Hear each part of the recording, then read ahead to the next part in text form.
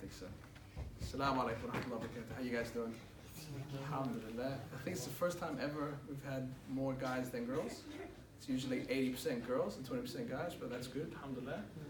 My name is Ahmed Basal, and we're going to get started with Introduction to Islam. There's a few people that had registered for tonight, but they couldn't make it tonight, but they're going to join us from next week onwards, inshallah.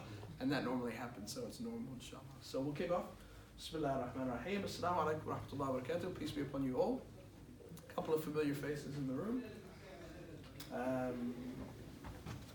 Start with the other.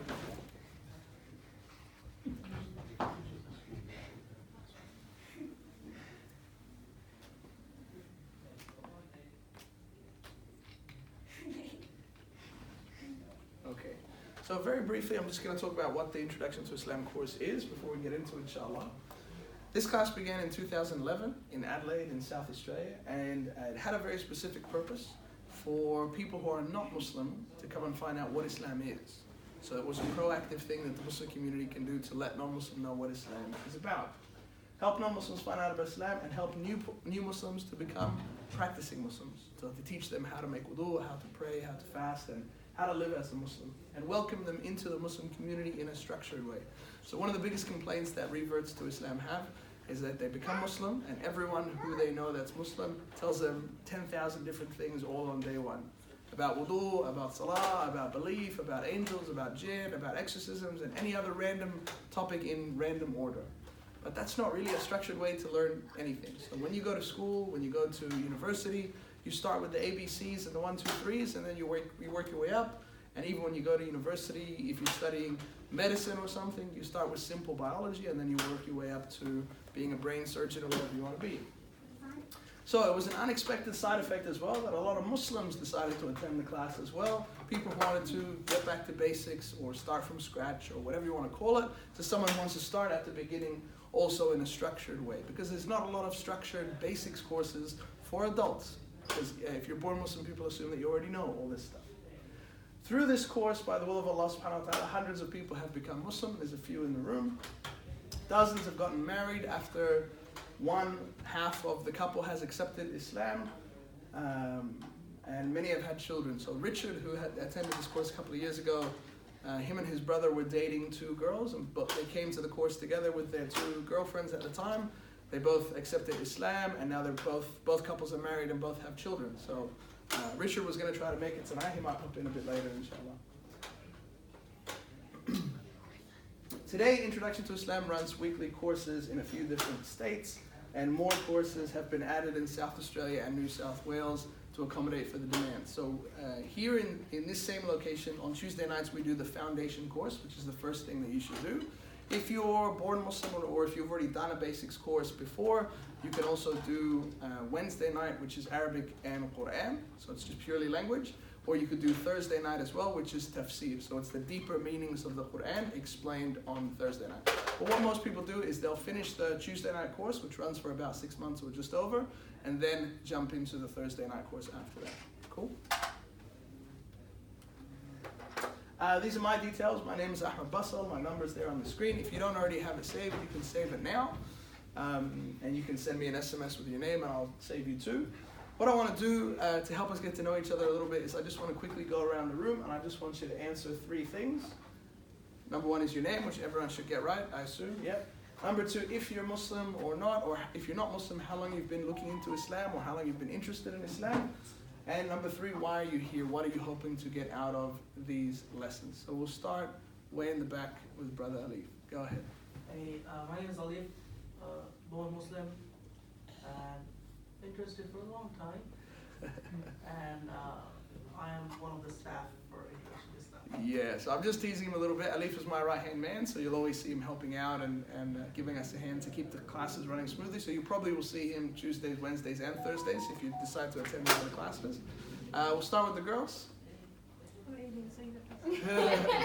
Go ahead. Importance. My name is Melissa. I am Muslim for around 3 months. 3 months, yeah. 3 months. Alhamdulillah. Ahmed helped me with my shahada, and I'm here so that I can learn more and practice consistently. Alhamdulillah, excellent, beautiful. My name's Sarah. I've been a revert for 2 years. I did this course last year, but I'm doing it again just to refresh and pick up things that I didn't pick up last year. Alhamdulillah. A lot of people do it several times, just happens to be that way. I think the record is 5. 6. So someone's done it 6 times. Alhamdulillah. We'll start with the guys in the front. My name's Shane. Shane, welcome Shane. Thank you. I reverted about 6 weeks ago now. Oh, beautiful. Congratulations. 6 weeks. Alhamdulillah. Yeah, and obviously I'm here to learn the basics of Islam. Beautiful. Very good. My name's Nazil. I was born Muslim. And why am I here? Just to learn the basics, the foundations of Islam, just to make it easy. Alhamdulillah. And are you guys friends? Yeah. Yeah. Okay. Alhamdulillah. Very good. So Shane, Nazil, I'm Razik. Razik. Yep. Born Muslim. I'm here just to make sure nothing slipped through the cracks. It's just basically like a refresher. Alhamdulillah. Good. And you definitely know the guy sitting next to you. Your twin brother, yes? Who him? Alhamdulillah. Very good. Anthony? Yeah, Anthony. Oh, I gave it away. I am a Muslim. I've been a Muslim for 3 years. And I'm here to brush up. It's easy to forget. Nice. People let the misconceptions creep in. So. Beautiful. Back row. My name's Ahmed, born Muslim. Another one. The reason why I'm here is because, look, I'm born Muslim, obviously. But even when you're born Muslim, you might think you know everything you don't. So I'm here to learn from the best. That's all. Not the best. The best. Best, nice bloke. Yeah, that's it. That's about it. Beautiful. My name's Omar. I was born Muslim as well, and I'm here just to learn off the basics and strengthen it from that. Beautiful. Alhamdulillah. Welcome. So welcome everyone. And it normally happens that people say their shahada 2 weeks from now and then join us, and then 4 weeks from now someone else say their shahada and join us. And so we get people coming in, staggering in throughout the course. And we all deliberately do our best to make every new person feel really welcome. So it's kind of become the culture of the class, that anyone who's new, if you see an unfamiliar face, go and say Assalamu alaikum to them, sit with them, introduce yourself. Just helps everybody to feel good. A couple of ground rules, so you can ask questions as we go. No topic is taboo, so you can ask whatever you like. Some questions will be answered on the spot. Sometimes I'll let you know that that topic is going to be covered later in the course, and you need to sit tight until that happens, inshallah.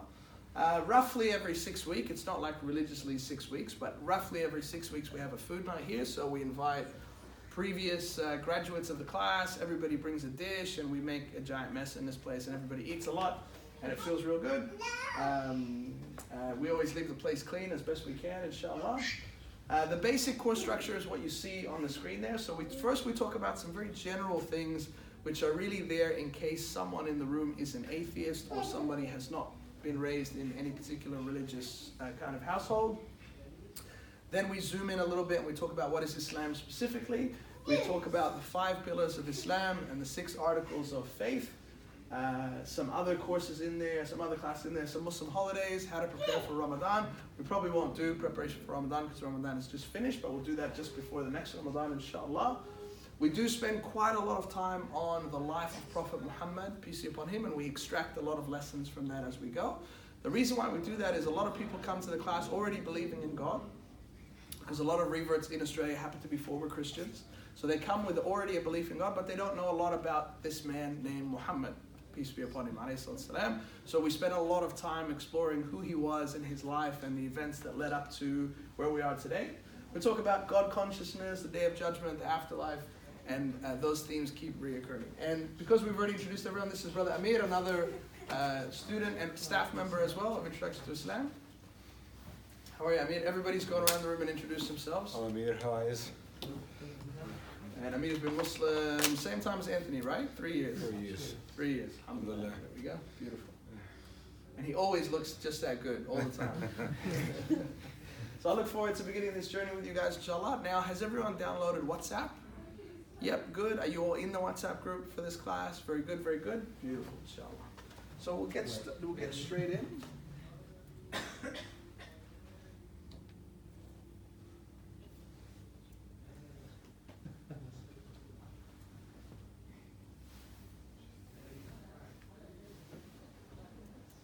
A few more kids this time. Yeah. They're not mine.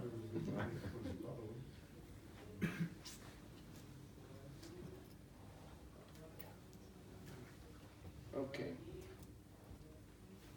So this is the first session that we're going to do, inshallah. It's called The Big Picture. And we'll get started. Bismillah ar-Rahman ar-Rahim. Now, I want you to imagine that you're an alien from outer space.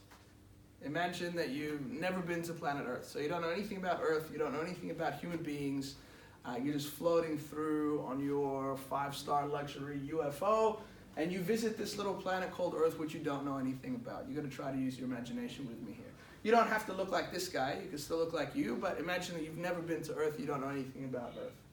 As you start to explore this new planet, you land in a place where you don't see any signs of life. But you do notice that on the floor at your feet is a little device that looks like this. Anybody wearing a wristwatch tonight? Can I borrow your watch, Anthony? I'm not going to do any magic tricks. I'll try to give it back at the end of the night. So if you're an alien from outer space and you've never seen anything like this before, you don't know what this does, you don't know what this is. So you start to examine this artifact. And straight away, what kind of things catch your eye? If you've never seen anything like this before, you've landed, you might have landed in a desert, you might have landed in a forest, but you don't see any signs of life, you don't see people, you don't see buildings, you don't see roads, you just see this and some nature around you. What are some of the things that catch your eye? The hands move. The hands move. That's a good observation. There's 3 of them. Actually, I think your battery's dead. No, it's not. It's a stopwatch. Did you put it in hibernation mode or That's something? a stopwatch. You Okay. You can push the button and the hands will. So there's a few different hands that move. What else would you notice? If you've never seen this before, you don't know what it is. It's shiny, yes. You're an alien, so you've come from an advanced civilization. Your spaceship flies. So what else would you notice about this thing? It's flexible. It's flexible, yeah. It's got these bits that are connected together but can still move, yeah. Anything else that you would notice? Looks like it's been made by somebody. Ah, okay, now we're getting somewhere. So as you start to analyze this strange gizmo, you can see how intricate it is. You can see that it's got many different components that fit together. So all these parts of the band, they're all individual pieces of metal with hinges, obviously designed to fit together. This part is designed to flex and move for some reason. Okay, it's got some lines around the face that are equally spaced from each other. So there's some geometry there. Would you, as a rational, intelligent being, ever conclude that the pieces of this watch, these are metal pieces, anyone can see that. Even if you're an alien, you would know that these are metal pieces. You would notice that this bezel is perfectly round. Would any rational, intelligent being ever conclude that all the bits of this watch came together randomly to form this? You wouldn't, would you? Okay. Who here would assume that the components came together randomly or by chance to form this device? Everybody said, no, that's ridiculous. Who would assume that the wristwatch had no designer, no engineer to plan how all these bits would fit together? What do you guys think? You wouldn't. So the answer is pretty clear. You would definitely assume that someone somewhere thought about how these pieces would fit together, thought about how this band would start out thick and then become thinner, how the sides would be parallel, how the bezel would be polished here but brushed over here, what these buttons might do, and what are the meanings and the significance of these equally marked, equally spaced markings. Logical so far? There is another rule, by the way, which I missed on the slide before. If I ever say anything that doesn't make sense, you have to call me out on it. That's a rule. Thank you, Anthony, for your watch. So if I say that 2 + 2 = 5, I expect someone in the room to put their hand up and go, oh, excuse me, how does 2 + 2 = 5? Can you please explain? Or have you been smoking something? Or something like that. Don't let me get away with saying stuff that doesn't make sense, okay? So we all said none of us would assume that the bits came together randomly. Okay? Fair? Rational? Normal? Good. So let's talk about the solar system that we live in. Now that we're going to leave that example behind, but we're going to come back to it. Each planet and moon in our solar system move along in fixed orbits. No planets or moons are colliding with each other and running into each other, or with the sun. Their orbits are completely fixed. We know exactly down to the millisecond how long it takes each planet to go around the sun, And they do not ever change, not 1 second slower or 1 second quicker. The time it takes the Earth to go around the sun is 365 days and 8 hours and some other minutes and some other seconds and some other milliseconds, and we've measured it down to the smallest, most minute increment of time. That's why 365 days and 8 hours every 4 years, those 8 hours add up to make an extra day, and we have a leap year, February 29. So it's the same every year. We don't get 365 days one year, 382 another year, 312 another year. It's completely fixed. Down to the millisecond, down to the smallest increment of time. And there it is. So think about that precision, and think about how that precision relates to the precision of making that wristwatch. If any of those components was too big or too small, it wouldn't fit with the other components in the watch, whether we're talking about the band or the face or the internal mechanism, right? They all need to be measured and specific in order to fit and in order for the whole thing to work. Zooming in from the solar system, we can look at the Earth itself. So we started with the solar system. Now let's just look at planet Earth. The Earth has several mechanisms to protect the living things that live here, including you and me, from the harmful radiation that exists in space. One of these mechanisms is called the Van Allen belts. Who remembers year 12 physics or year 12 chemistry? A little bit? Yeah, the Van Allen belts. These are radiation belts, a layer of energetic charged particles held in place around a magnetized planet. You know, on Earth we have North and South Pole. The Earth is a big magnet, and that holds these radiation belts in place. The Earth has 2 such belts, and sometimes others may be temporarily created. These keep harmful rays floating around in space from affecting us or damaging life here on Earth. We also have the ozone layer, which a lot of Aussies know about because we have a big hole above Australia, and that's why we all have to wear sunscreen, because the ultraviolet radiation coming from the sun hits us worse than it hits other parts of the world, and it causes skin cancer. But the fact that this ozone layer exists is amazing, and it stops the ultraviolet radiation. When I did year 12 chemistry, we learned that ozone is actually just oxygen. Did you know that? So the oxygen that we're breathing here at this altitude is O2. 2 oxygens stuck together, 2 oxygen atoms stuck together to make an oxygen molecule. Ozone is 3 oxygens stuck together. That's all it is. But somehow, 3 oxygens stuck together stops the ultraviolet radiation from reaching us. 2 oxygens stuck together doesn't stop it. Another amazing little tidbit that I just remembered, breathing in 2 oxygens stuck together means that you live. Breathing in ozone, which is 3 oxygens stuck together, means that you die. So ozone is actually toxic. So they're both oxygen. It's like saying if you drink half a glass of water, you'll live, and if you drink a full glass of water, you'll die. It's the same stuff. It's just a different quantity of it. But oxygen you breathe and you're okay. Ozone you breathe and it's toxic and you die. So it's amazing that we're protected from all of this. X-rays and gamma rays and ultraviolet radiation, we're all protected. The only planet that we know of that contains life is the only planet that we know of that has this shielding mechanism. So, coincidence? So, let's zoom in a little bit further on Earth and look at some of the various examples here on Earth. And we could spend a whole lifetime studying this stuff, but we're just going to mention a couple of quick examples. Specifically, we look at the bee because there's one of the chapters in the Quran called the bee. But there's also other chapters called the spider, and there's references to ants, and there's all kinds of things we could explore. But we're just going to have a very quick skim today. The bee build their beehives in a hexagonal shape. Hexagons. 6 sides. There was one scientist who spent like years, I think more than a decade, studying and analyzing why a hexagon. Why not a triangle? Why not a square? Why not a circle? Why not an octagon? Why not some other shape? And he discovered that with the amount of building materials that the bees have, to get the most amount of storage space for their honey and use the least amount of building materials, the hexagon is the perfect shape. If they used circles, for example, and you can see these ones down here look more circular than these ones up here, you can see there's a lot of wasted building material goop in all the cracks. So you're wasting a lot of building material to get circles where you could waste a lot less building material with hexagons. So it's the most amount of storage for the least amount of effort or the least amount of building materials. Now, how do the bees know that?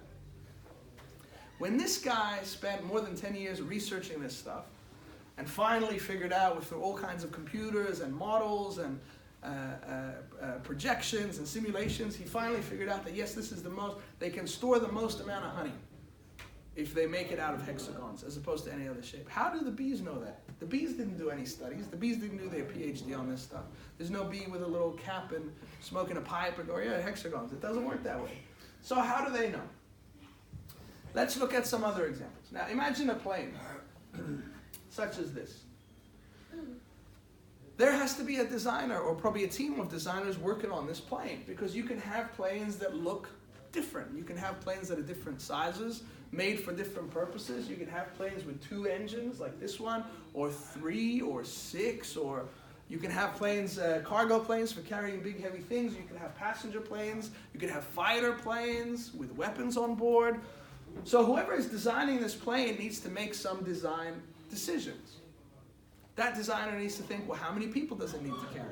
How many seats do I need to put in there? How much power does it need to have? What kind of altitude does it need to fly at? What kind of aerodynamics is going on with this kind of shape? Because of the size and the weight of the thing, how much fuel does it need to carry in order to be able to make some kind of reasonable distance? And if any one of those things isn't right, the thing won't work. If you have a plane like this with a fuel tank the size of my car, it's not going to go anywhere. It needs to carry hundreds of liters of it needs to carry tons of fuel in able to be able to get anywhere decent, right? So those design decisions have to be made by that designer so that the whole thing functions as a whole. Does it have, how many seats in the cockpit? How many windows? Does it have air conditioning? Doesn't have air conditioning? How many toilets does it have?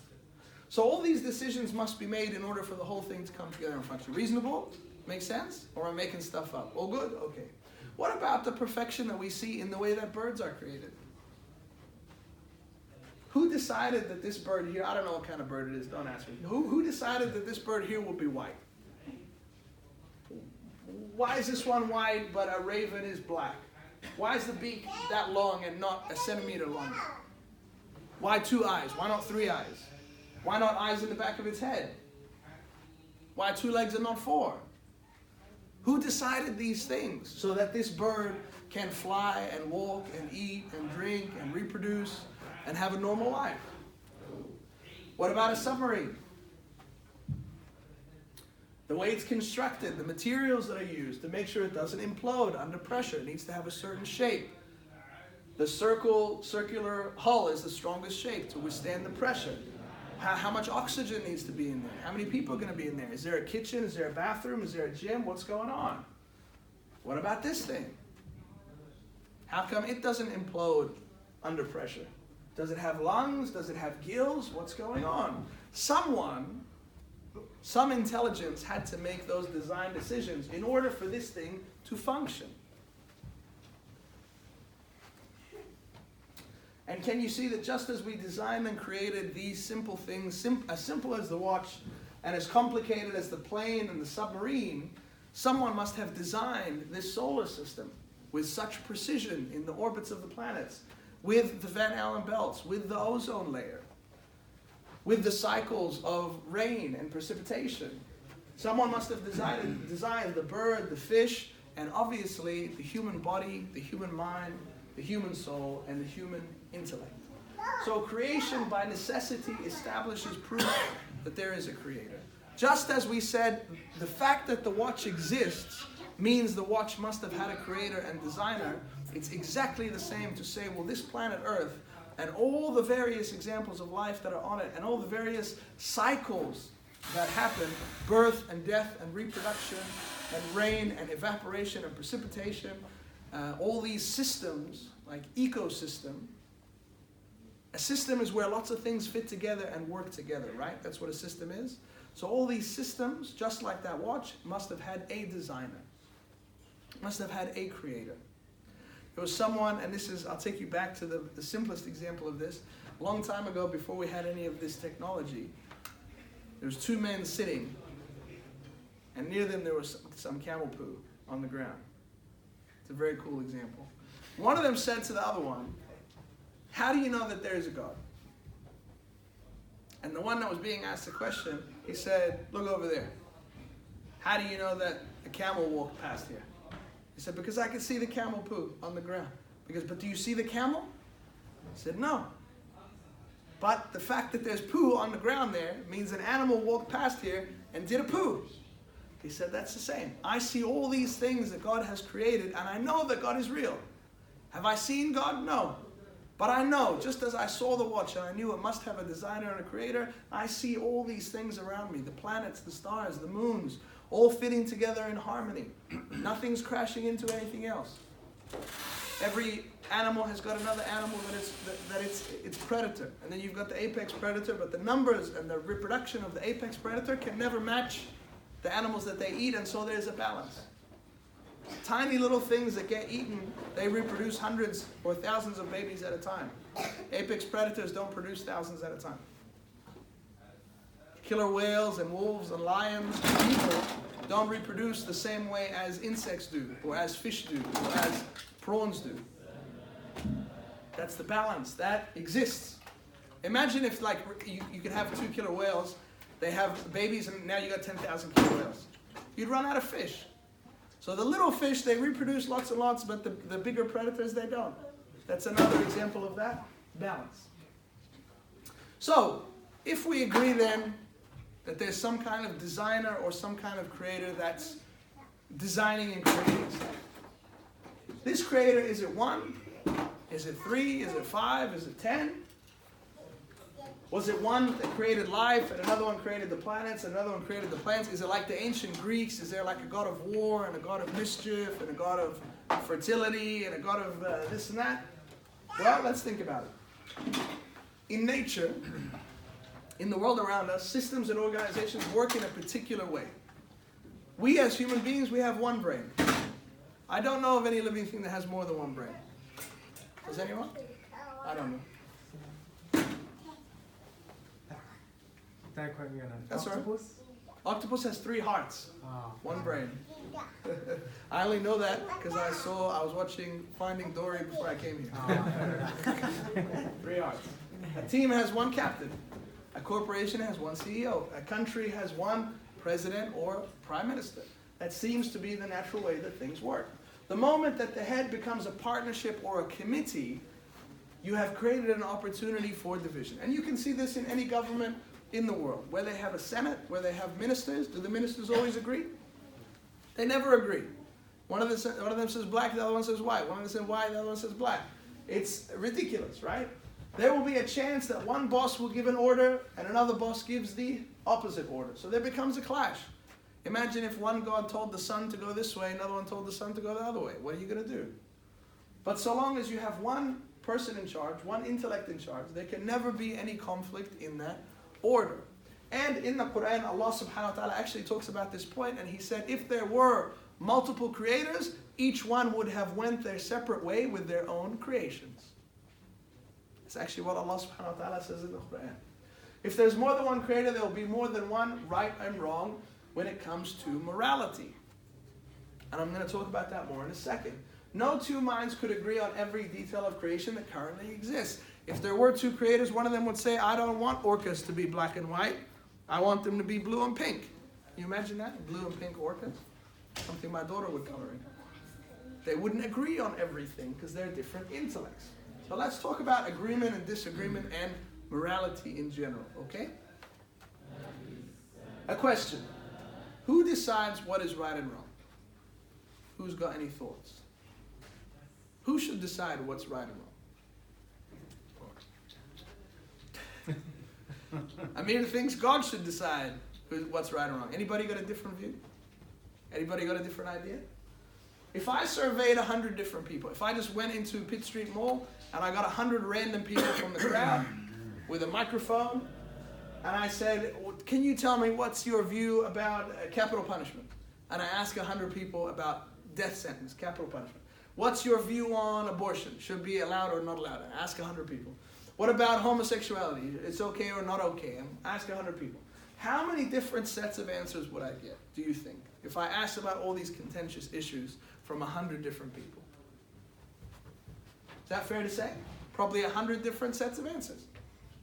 If I asked a whole long list of questions to Sarah and to Melissa and to Alif and to Amir and to Omar, probably all their sets of answers won't be exactly the same. Also, there's another complication. So already we can establish that we're not going to agree on everything. Fair? Okay, there's another complication. Someone might be okay with something today, not okay with it tomorrow. For example, slavery used to be okay. If I rewind 200 years, slavery was just fine. It was normal. There was no movement to get rid of the slaves. Everyone was fine having slaves. If I rewind 200 years, homosexuality not okay. In most of the world, you probably will be killed. But now, completely fine. Even legal in Australia now, as of not long ago. This makes it even more confusing. So even if I asked 100 people today, what do you think about all this stuff? I can't really even hold them to those answers because maybe 10 years or 20 years from now, they will change their minds. When I went to high school, it was not okay to be a homosexual. That wasn't that long ago. Late 90s. Now it's almost 2020. Now if you say that there's anything wrong with being a homosexual, you're the bad guy. So people change their minds. Now, what is morally wrong will always be morally wrong. What is morally right will always be morally right. It will always be morally wrong to steal. It will always be morally wrong to murder. These things don't change. But human beings keep changing their minds on what's okay and what's not okay. So, based on that, we need a superior system that governs the rights and the wrongs based on the essence of what is actually right and wrong, not based on popular opinion. These days, popular opinion is different from 100 years ago. Probably 100 years from now will be different again. There's all kinds of things that they're proposing should be made legal that have never been legal before. So maybe in 100 years we'll see even more shocking things becoming legal. So who has the right then to say what is the moral code? What's the absolute set of rights and wrongs? Who has the right? Should it be me? Or should it be Amir? Or Melissa? I like Melissa. Maybe Melissa could do it. For the whole world. What do you guys think?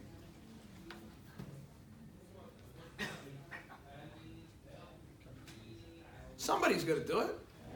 Anthony, we can all vote for you, and you tell the whole world what's right and wrong. People could just line up in a queue and ask you questions. Oh, weight on my shoulders. It is. What if I get it wrong? Doesn't it make sense? Let me ask you a question. Doesn't it make sense then that the one who created this universe, remember we were talking about that there must be a designer. There's no way the earth just happened to be the perfect distance from the sun, that it's not too hot and not too cold, and water can exist, and oxygen will stay in the atmosphere, and the Van Allen belts, and the ozone layer. There's no way all that stuff happened randomly, just like the watch. So somebody put it there. Somebody designed it there, and somebody designed all the living things that are living on that planet Earth, including you and me. Doesn't it make sense that the one who created the universe and everything that exists is the one that should have the right to say what's right and wrong? This gift of knowledge, or this understanding of what is really right and what is really wrong, would constitute a complete system of life. If you knew what this creator thought about all the rights and all the wrongs, you would have a perfect system. Because obviously he knows more than us. If he knows how to create planets and galaxies and beehives, he knows more than us. Surely, if he wanted to tell us right from wrong, he would be thorough. He wouldn't leave anything out that was important. He wouldn't leave anything out that would leave us guessing or arguing about it. You think so? It's not always black and white though. There's always a bit of grey area. Is that a bit of a British accent? No. No? You just sounded real like, what's that? Like real Manchester there for a second. It's not always black and white for you. Do you know what I mean? Do you know what I mean? It kind of sounded like that. Not even a little bit British? That's the first time I got that. Okay, there you go. Like sounded like a young Craig David. So, why would he tell us? If he knew all the rights and wrongs, whoever created everything, why would he tell us?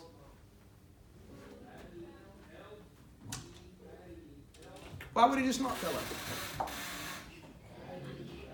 Well, when you were young, did your parents tell you things? Did they say don't eat sand? Don't touch insects? Eat your vegetables? Don't jump on the bed? Look both ways before you cross the street? Of course they told you all those things. Why did they tell you those things? Because they want what's best for you. Thank you. keep us safe. Keep you safe. They want what's best for you. Can we also say that they love you? Yes, very good, very good. Because they want what's best for you, it's for your own good, it's to protect your life, to protect your well-being. It's not good for you to eat dirt, it's not good for you to touch spiders, it's not good for you to eat sand. It is good for you to eat your vegetables, and it's not good for you to jump on your bed because you're going to fall off. They care about you, it's that simple. They care about you. No parent has children just so he has people to boss around. I have 3 kids, I know. I do occasionally tell them what to do, but I don't tell them what to do because I'm on a power trip. I tell them what to do because I want what's best for them. It comes from my affection for them. So Allah subhanahu wa ta'ala, He cares about His creation, about all of us, and that's why He wants to communicate to us the rights and the wrongs, the do's and the don'ts, and to tell us about Himself. So we have a relationship with Him. Now, He can do that in any way that He wishes. He could beam it straight into your brain. He could put writing in the sky. He could do anything. Agree? Someone who could create universes and galaxies, He could do whatever He wants in terms of transfer. He can send you an email, send you an SMS, whatever. But He's chosen to do it in a particular way. Why? I don't know. The way He's chosen to do it is to send messengers and scriptures saying what is right and wrong, how to live our life, and how to get that benefit of His love and His compassion for us. All these solutions and answers, we have it all. For the moment, let's call this ultimate cheat sheet, all the information straight from this Creator, the perfect system of life for ultimate happiness in this world and even after until forever. So that's what we can call this guide, the cheat sheet of how to get through all this world. A clever person who believes in the credibility of the author, so if you really believe that this Creator knows what He's doing, he might say, this book is amazing. I'm going to do whatever this thing says, and I completely submit to the instructions in here. Woohoo. I've got all the answers from the Creator Himself. So we can call this guy the submitter. He's the one who's going to submit himself of his own free will, that, hey, whatever the Creator tells me to do, I'm sure it's good for me, so I'm going to do it. Okay.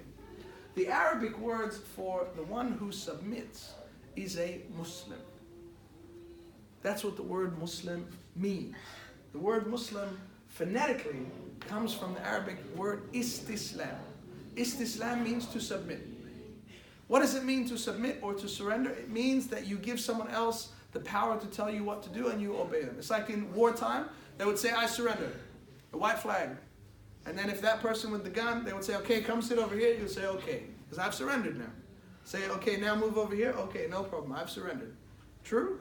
That's exactly the same thing with our friend, the clever person, the submitter, who gets that cheat sheet from God, and he said, hey, I'm going to do whatever this thing says. I can choose to not do what it says. I can choose to do whatever I want, but I'm going to do what it says because I know it's going to make me happy. This person, the submitter, is the Muslim. Thank you very much. Any questions on any of that stuff? Make sense? Is it crazy talk? Is it a crazy cult that I'm trying to induct you into? Or it makes a reasonable amount of sense? Okay, how are we going for time? Does your watch work now, Anthony? Yeah, look before. That's 8:30. 8:30, nice and early. So, any questions on any of that stuff that we covered today? Pretty straightforward? All good? Do you guys want to call it a night, or do you want to do a little bit more? We got another half hour. We can call it a night? We can do a little bit more. Go. Can you explain why you just I'm not going to do that on night one for these guys, but I can talk to you about it privately, inshallah. All good? Yeah. Shall we leave it till next week so the people that missed out tonight, they don't miss too much? All good, inshallah? Cool. Now, a lot of the stuff I talked about tonight is in that book that you all got for free tonight. Now, we have a pack for everyone, but we don't give you the whole pack at once. So as I talk about something, you will get that relevant part of the pack. And so when we get to the stage where we start talking about the life of Prophet Muhammad, that's when you'll receive your textbook to revise everything we've covered up until that day, inshallah. So as you keep coming, you will get books, DVDs, prayer mats, English Qur'ans, and so on. Does anybody not know how to pray yet?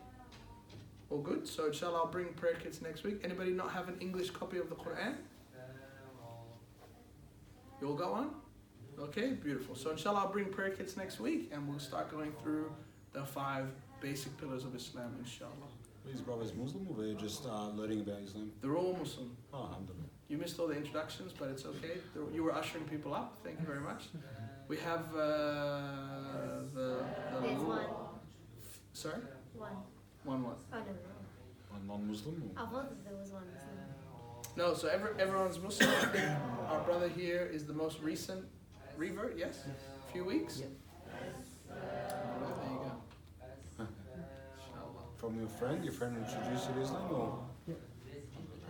So how long you guys been friends? Probably about 6 months. Oh, good work. Alhamdulillah, very good. All right, next week you're teaching. Very good. Inshallah, yes? Can I ask you a question? Yeah, sure. You've done this class a few times. Once or twice. Have you ever had At least you shut that door. a non-Muslim student who you really thought was very close to taking the Shahada but never did? Yeah, there was one man who looked like a homeless man, but he wasn't homeless. He was working, but every penny that he earned, he would send overseas to an orphanage. So he started an orphanage, and he worked purely to fund that orphanage. It was in a Southeast Asian country like the Philippines or something like that. So he deliberately didn't buy new clothes. You know, he looked a little bit disheveled. But the reason for that is not because he didn't have money. He actually earned good money, but he would send as much as he possibly could. He would send overseas, and he had 30 or so children that he was caring for them completely. And so once every couple of years, he would go and visit them and come back. So yeah, he was formerly Christian and then became Buddhist, and then left Buddhism and was exploring other religions and wanted to explore Islam. So yeah, he was attending quite regularly for a while, but then we lost touch with him. So he never accepted Islam in my presence, but maybe he has since then. Yeah. Maybe you should follow him up. Yeah, if I had his details, I probably would. Yeah. He never gave them?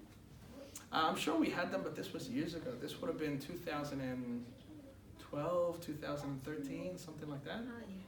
That was quite a while ago, yeah.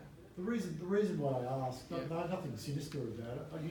You sort of want people, because I embraced this saying fairly late. Yeah, You want people to go through what you're going through, yeah. and it's like, oh, you always wonder about the ones that got away, sort of thing. Yeah, look, the way I see it, and if I ever do any dawah training, I always say that the dawah machine is like a gigantic assembly line, and you've got your station. So this class is my station on the dawah assembly line. So the people that come in here, they've already been to 20, 30, 50 other stations that Allah subhanahu wa ta'ala is coordinating their dawah, not me. So when they arrive at my station, I do my best with them for the time that they're with me, and then they move on to another station. So they'll move on to meet a friend like our brother here, or they'll move on to meet a sheikh, or they'll move on to see an interesting YouTube clip that reignites their interest. So I don't need to supervise the whole process. I need to take the best care of the people that I come into contact with for as long as I can. And if they move on, I don't worry about them, because the one coordinating their construction process, so to speak, is Allah subhanahu wa ta'ala. So I have full faith that if He has written for them that they'll become Muslim, that He's going to take care of it. Yeah, I used to worry a lot about that sort of thing. There was once when we were in South Australia, someone came to the center and said, "Oh, okay, can I have some information about this class?" And whoever was there on the day was really busy, and he said, "Oh yeah, it's on tomorrow night. Just come tomorrow night." And that person left. And so they told me, they said, "Oh, someone came in asking about your class. I told them to come back tomorrow night." I said, "Did you get their name? Did you get their number?" They said, "No, I didn't." And I got really upset, and I had to go at this person. I said, "How can you let them leave? And they worked up the courage to come, and you sent them away. What if we never see them again?" And da da da da. And he said to me, "Look, if Allah wants them to become Muslim, they'll become Muslim." I said, "No, but we have to do our best. We have to do our best, and this is not our best." So we had an argument about it, and we both went to our mutual teacher and complained. I complained about him, and he complained about me. And the teacher said, "No, you should have gotten his details. You do your best at your station, your absolute best. So that your best would have been to get their details and follow them up, and hey brother, we miss you, when are we going to see you again, and so on." At the end of the day, we can't force people to come. And at the end of the day, this course is not going to be perfect for everybody, right? It will be extremely arrogant of me to say that this is the world's greatest course, right?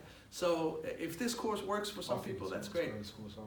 Thanks, Habibi. Thanks very much. If they want to go somewhere else that sits better with them, that's okay too. As long as they get the information somewhere, it's okay. You know. Thanks, Habibi. I appreciate it. Cool. Inshallah, we'll see you guys next week, same time, same place. We have got a ton of cookies here. Please, take 5, 10 home with you. Otherwise, Alif's gonna eat them all. So, all right. Thank you guys. Inshallah, we'll see you next week. Assalamu alaikum. Those cookies are really nice.